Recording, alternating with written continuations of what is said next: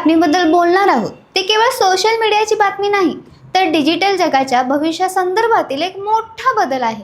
कारण जगातील सर्वात मोठी social media company Meta platforms म्हणजे मेटाने आता अधिकृतपणे इंस्टाग्राम, फेसबुक आणि व्हॉट्सअपसाठी पेड सबस्क्रिप्शन मॉडेल लॉन्च करण्याची घोषणा केली आहे। म्हणजेच भविष्यात काही फीचर्स वापरण्यासाठी युजर्सना महिन्याला पैसे द्यावे लागू शकतात। मेटाने इंस्टाग्राम प्लस, फेसबुक प्लस आणि व्हॉट्सअप प्लस नावाचे प्लॅन सादर केले आहेत। कंपनीचे म्हणणे आहे की बेसिक सेवा मोफत राहतील, पण अतिरिक्त आणि प्रीमियम फीचर्ससाठी पैसे मोजावे लागतील। नमस्कार, मी किशोरी खांडेकर आणि तुम्ही पाहता अनफिल्टर्ड महाराष्ट्र। मेटाने हा निर्णय अचानक घेतलेला नाही। गेल्या काही वर्षात कंपनीचा संपूर्ण बिझनेस मॉडेल जाहिरातींवर आधारित होता। फेसबुक आणि इंस्टाग्रामवर दिसणाऱ्या जाहिरातींमधून कंपनी अब्जावधी डॉलर कमवत होती, पण आता परिस्थिती बदलत आहे। AI technology, data centre, privacy नियम आणि जाहिरातीवरील अवलंबित्व कमी करण्यासाठी मेटा नवीन कमाईचे मार्ग शोधत आहे। विशेषतः आर्टिफिशियल इंटेलिजन्सवर मेटा प्रचंड खर्च करत आहे। कंपनीने 2026 मध्ये एआय इन्फ्रास्ट्रक्चर आणि डेटा सेंटरसाठी प्रचंड गुंतवणूक जाहीर केली आहे। त्यामुळे आता फक्त जाहिरातींवर अवलंबून राहणे कंपनीसाठी धोकादायक ठरू शकते। या पेड प्लॅन्समध्ये नेमकं काय मिळणार हे समजून घेणं खूप महत्त्वाचं आहे। इंस्टाग्राम प्लस मध्ये काही खास फीचर्स दिले जातील। उदाहरणार्थ, तुमची स्टोरी किती लोकांनी पुन्हा पाहिली हे समजेल। स्टोरेज ॲनामिसनस पद्धतीने पाहता येतील, म्हणजे समोरच्या व्यक्तीला तुमचं नाव दिसणार नाही। अनलिमिटेड ऑडियन्स लिस्ट म्हणजे वेगवेगळ्या लोकांसाठी वेगवेगळ्या स्टोरी लिस्ट तयार करता येतील। काही रिपोर्ट्सनुसार profile customization, premium fonts, special reaction, story boosting यासारखे फीचर्स मिळू शकतात। फेसबुक प्लसमध्ये देखील story extension, advance analytics, special profile features, advance reach tools यांसारखे पर्याय मिळू शकतात। विशेषतः कंटेंट क्रिएटर आणि इन्फ्लुएन्सर्ससाठी हे फीचर्स फायदेशीर ठरतील, कारण त्यांना त्यांची पोस्टची अधिक रीच, इन्साइट्स आणि ऑडियन्स कंट्रोल मिळू शकते। व्हॉट्सअप प्लसबद्दल बोलायचं झालं तर सुरुवातीला अनेक लोकांना वाटलं होतं की आता मेसेज पाठवायलाही पैसे लागतील, पण सध्याच्या माहितीनुसार बेसिक चॅटिंग, कॉलिंग आणि एंड टू एंड एन्क्रिप्शन पूर्णपणे मोफत राहणार आहे। व्हॉट्सअप प्लस मुख्यतः कस्टमायझेशनवर आधारित असेल। उदाहरणार्थ, custom themes, premium stickers, custom ringtones आणि चॅट पिन करण्याची सुविधा आणि काही ॲडव्हान्स पर्सनलायझेशन टूल्स मिळू शकतात। सगळ्यात मोठा प्रश्न म्हणजे भारतात याची किंमत किती असणार? आंतरराष्ट्रीय रिपोर्ट्सनुसार इंस्टाग्राम प्लस आणि फेसबुक प्लसची किंमत साधारण $3.99 प्रति महिना असू शकते, तर व्हॉट्सअप प्लसची किंमत $2.99 असू शकते। भारतीय रुपयांमध्ये पाहिलं तर साधारण $250 ते $350 प्रति महिना इतका खर्च होऊ शकतो।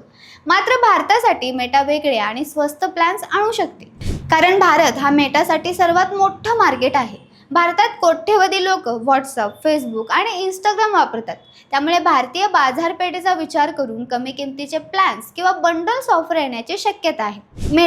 मेटा वन नावाचे एक कॉम्बी सबस्क्रिप्शन मॉडेल देखील आणू शकते। यात इंस्टाग्राम, फेसबुक, व्हॉट्सअप आणि मेटा एआयचे फीचर्स एकत्र मिळू शकतात। म्हणजे भविष्यात सोशल मीडिया आणि एआय हे एकत्रित पेड इकोसिस्टीममध्ये बदलण्याची शक्यता आहे। आता प्रश्न असा आहे की मेटाला अचानक पैशाची गरज का पडली? त्यामागे अनेक कारणं आहेत। पहिलं कारण म्हणजे जाहिरातींवरील अवलंबित्व कमी करणे।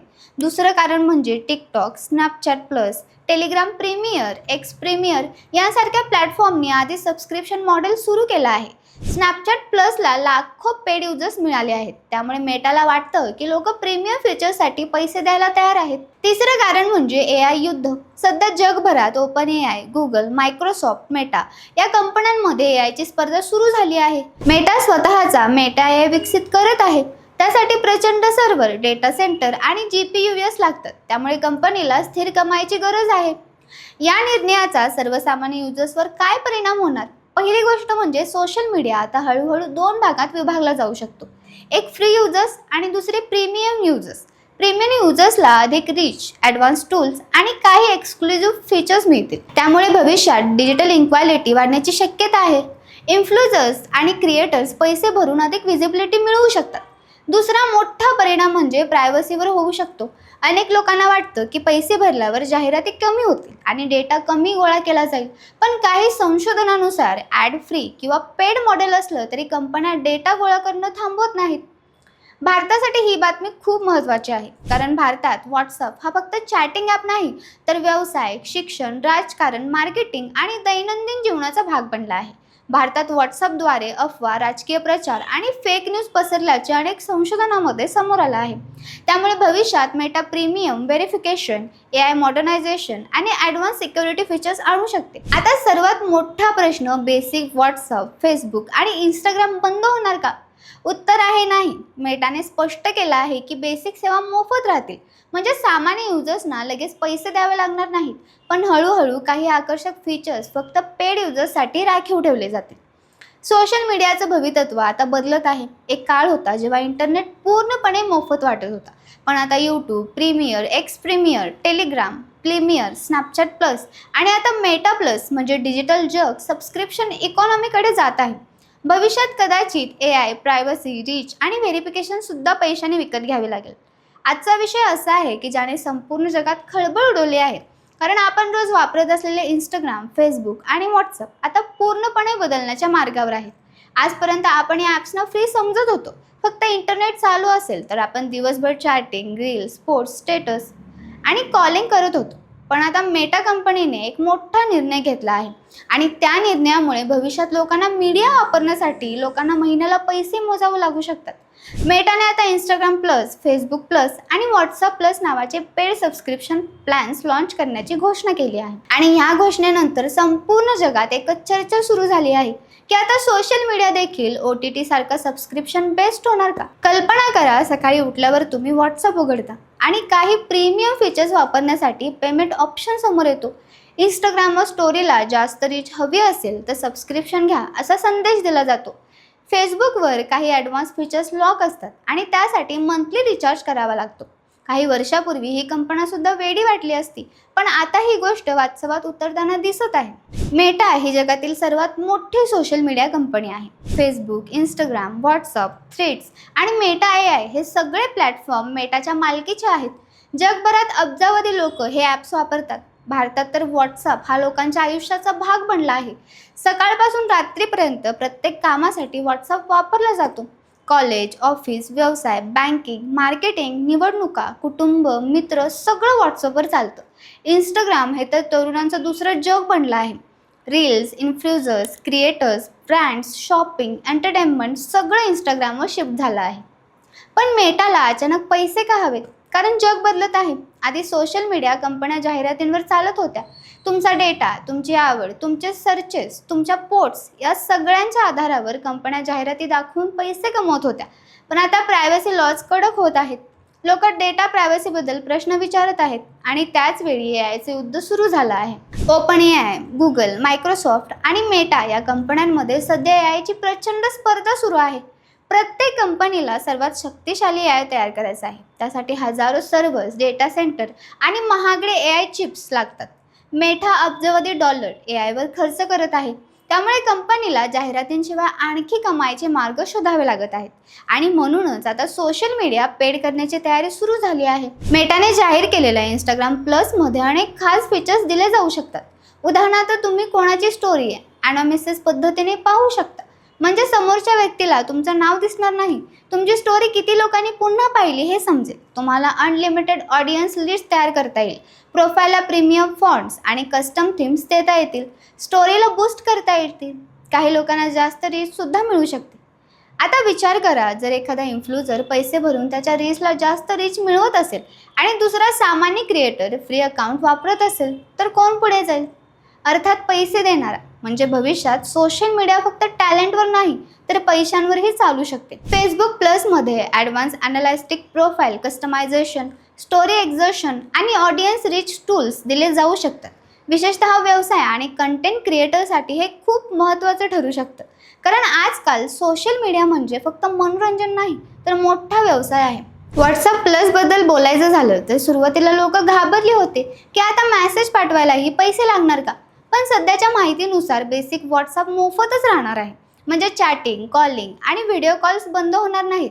पण premium stickers, custom themes, extra pin charts, exclusive ringtones आणि काही खास फीचर्ससाठी पैसे द्यावे लागू शकतात. भारतासाठी हा बदल खूप मोठा असू शकतो, कारण भारत हा मेटासाठी सर्वात मोठं मार्केट आहे. करोडो लोक इंस्टाग्राम आणि व्हॉट्सअप वापरतात. लहान दुकानदारापासून मोठ्या कंपन्यांपर्यंत सगळे व्हॉट्सअपवर बिझनेस करतात. त्यामुळे जर भविष्यात काही बिझनेस फीचर्स पेड झाले तर त्याचा थेट परिणाम लाखो लोकांवर होऊ शकतो. मेटा वन नावाचं एक नवीन कॉम्बो सबस्क्रिप्शन मॉडेल देखील चर्चेत आहे.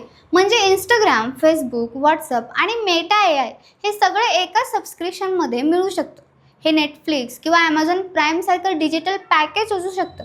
पण इथे एक मोठा प्रश्न उभा राहतो. सोशल मीडिया आता श्रीमंत आणि सामान्य लोकांमध्ये विभागला जाणार का? कारण प्रीमियम युजर्सला जास्त फीचर्स, जास्त रीच आणि जास्त विजिबिलिटी मिळणार असेल तर सामान्य फ्री युजर्स मागे पडू शकतात. आज इंस्टाग्रामवर लाखो लोक करिअर बनवत आहेत, रील्स बनवून पैसे कमवत आहेत, स्मॉल बिझनेसेस चालवत आहेत. पण उद्या जर रील्ससाठी पैसे द्यावे लागले तर छोट्या क्रिएटर्सचं काय? हा प्रश्न खूप गंभीर आहे. याचबरोबर प्रायव्हसीचा मुद्दा देखील मोठा आहे. अनेक लोकांना वाटतं की पैसे भरल्यावर ॲड्स बंद होतील आणि डाटा ट्रॅकिंग कमी होईल.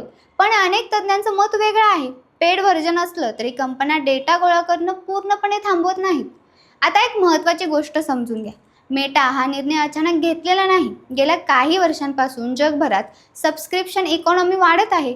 YouTube premium, Telegram premium, Snapchat plus, X premier सगळीकडे सबस्क्रिप्शन मॉडेल सुरू झालं आहे. लोक आता एक्सक्लुझिव्ह फीचरसाठी पैसे द्यायला तयार आहेत. स्नॅपचॅट प्लसला लाखो सबस्क्रायबर्स मिळाले. त्यामुळे मेटाला वाटलं की इंस्टाग्राम आणि व्हॉट्सअपसाठीही लोक पैसे देतील. विशेषतः इन्फ्लुएन्सर्स, बिझनेसेस आणि हेवी युजर हे सबस्क्रिप्शन घेऊ शकतात. आज आपण सोशल मीडियाला फ्री समजतो, पण खरं पाहिलं तर आपण आधीपासूनच किंमत देत आहोत. आपल्या डेटाच्या स्वरूपात आपण काय पाहतो, काय लाईक करतो, कोणाला फॉलो करतो, काय सर्च करतो हे सगळं कंपन्या ट्रॅक करत असतात. आणि आता त्याचबरोबर थेट पैसे द्यावे लागू शकतात.